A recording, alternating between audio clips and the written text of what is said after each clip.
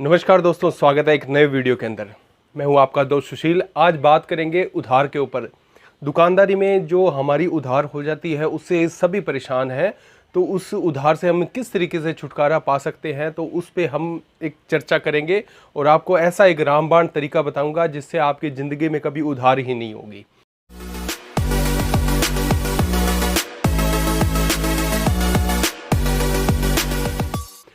तो देखो, वैसे नॉर्मली क्या होता है कि 100 में से 8% लोग ऐसे होते हैं जो उधार के मामले में सही होते हैं, बाकी 92% सारे ही एकदम बेकार होते हैं। तो पहले कुछ चर्चाएं कर लेते हैं कि उधार किस कंडीशन में हमसे हो जाती है। तो होता यूँ कि मान लो एक व्यक्ति हमारी दुकान पे आता है, आके हमें कहता है कि 50 रुपये का सामान दे दो, ठीक है। उसके बाद में वो पेमेंट कर देता है, कुछ दिनों बाद फिर आता है, वो फिर थोड़ा सा सामान लेता है, फिर पेमेंट करके चला जाता है। ऐसे रेगुलर वो कम से कम महीने 2 महीने तक हमारी दुकान पे आता रहता है।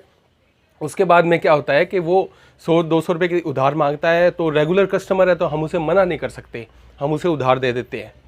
उसके बाद में क्या होता है कि ऐसा ही रूटीन चलने लग जाता है। वो 2-3 बार ऐसे करता है कि थोड़ा पैसा दे जाता है, कुछ इस तरीके से सिस्टम चलता रहता है और हमारा पैसा उनके पास में बिल्कुल बुरी तरीके से फंस जाता है और वो जो ग्राहक है वो हमारी दुकान पे आना ही छोड़ देता है। तो मैं आपको एक और छोटा सा एग्जांपल बताता हूँ। थोड़े दिन पहले की बात है, एक लेडीज़ मेरे दुकान पे आई और तो मैं उनका नाम नहीं लूँगा क्योंकि वो लेडीज़ हो सकता है मेरी वीडियो देखती हो।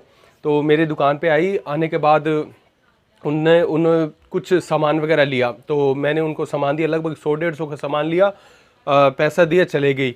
फिर अगले दिन फिर आई, फिर 100 रुपये का सामान लिया और कहती मेरे पास 80 रुपये 20 रुपये मैं कल दे जाऊंगी। ऐसे उसने 1-2 बार किया, ठीक है। मतलब वो पिछले पैसे दे जाती थी, नया ले जाती थी। उसके बाद में उसने लगभग 400-450 का ऐसा सामान लिया, वो लेडीज़ आज तक मेरी दुकान पे नहीं आई। कुछ दिन पहले मुझे मार्केट में मिली, तो मैंने उनको रोक लिया कि आंटी जी, आपका जो कुछ बकाया पैसा था दुकान की तरफ, तो आप वो पैसा दे देते। तो उल्टा मेरे ऊपर चिल्लाने लगी, भई ऐसे कैसे बात कर रहे हो, बाज़ार में कैसे आपने मेरे को रोका। तो ज़्यादा मतलब उधार देने का ये नतीजा हुआ कि खुद के ऊपर ही वो चीज़ हमारे लिए गलत साबित हो गई। अब मैं आपको बताता हूँ उधार से बचने के उपाय। इसमें लगभग 4 पॉइंट पे हम बात करेंगे।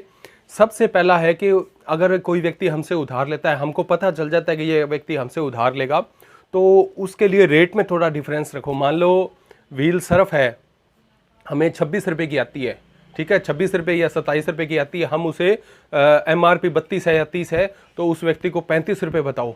मतलब ऐसे कहो कि ऐसा करना पड़ता है, हमें आपको 35 रुपये देनी पड़ेगी। अगर आप कैश लेंगे तो हम आपको यही सर्फ 30 रुपये में दे देंगे। मतलब MRP, उसको कैश के अंदर MRP से 1-2 रुपये कम चीज़ बताओ और उधार में MRP से ज़्यादा। तो इस तरीके से उसका मतलब आदमी का ऐसा कॉन्फिडेंस बनाओ, क्योंकि आमतौर पर होता ये है कि कोई भी चीज़ हम बाज़ार से परचेज़ करते हैं तो जो दुकानदार होता है वो 1-2 चीज़ों में अपना मार्जिन कम रखता है, बाकी चीज़ों में मार्जिन। इसी तरीके से हम भी उसके साथ ऐसा कर सकते हैं कि 1-2 चीज़ों में वो मार्जिन कम रखे, दूसरी चीज़ों में हम उससे मार्जिन कमा सकते हैं। तो MRP का डिफरेंस रखोगे तो उस वजह से आपकी उधार उसके साथ नहीं होगी। उसको कह दो कि ये हम अगर आप उधार लेते हो तो आपको ये रेट लगेगा, अगर आप उधार नहीं लेते तो आपको ये रेट लगेगा। उस तरीके से वो आपसे उधार लेगा ही नहीं।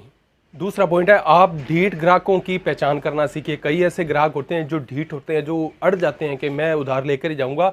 ऐसे ग्राहकों को आप सिरे से नकार दें, उनको मना कर दें। आप कहते हैं कि मेरी दुकान पे ही मत आया करें। 1-2 ऐसे ग्राहक आपकी दुकान पे आना कम हो गए तो आपकी दुकान का नुकसान नहीं होगा, बल्कि आपको फ़ायदा ही होगा।